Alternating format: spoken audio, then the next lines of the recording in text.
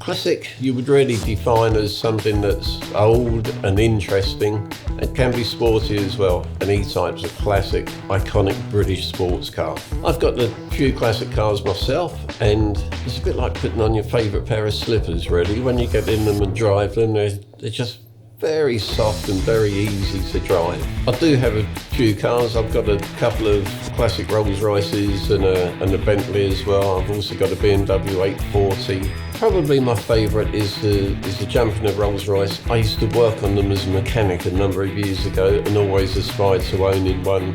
Now I own one. It does create a nice feel when you're out and about driving the car. Probably my Rolls Royce Silver Shadow 2 is a car that I don't want to let go. I've owned it for about 6 years now, and it's the first Rolls Royce that I bought, and it's the one that I probably have the strongest affinity to. It's very addictive owning classic cars. It's the sort of thing, we've got clients here that have got collections of over 300 cars. I know one chap has got a collection of over 400 cars.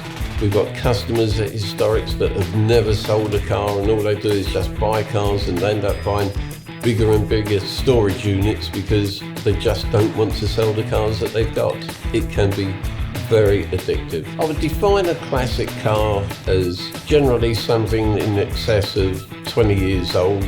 Really 20 to 60 years old is probably the marketplace that we operate in mostly at the moment. The 80s and 90s cars are becoming what we term as modern day classics. Something like a Jaguar E-Type, a Mark II Jaguar, BMW 3 litre.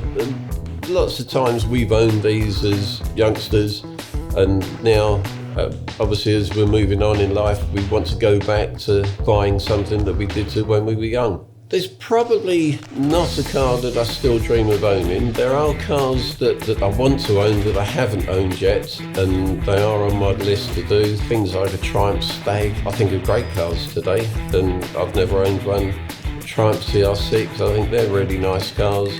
Also a Rover P5 as well. I've never owned a Rover P5, and that's on my list to acquire at some stage. Having owned a number of classics myself, my wife always questions how many cars we've got on the drive and how many cars we've got in the garage, and I do sell them from time to time. My Bentley Turbo is a car that I sold about 18 months ago, and actually that's a car that I really miss. I did used to use it on a very regular basis, and it is a car that I do regret selling.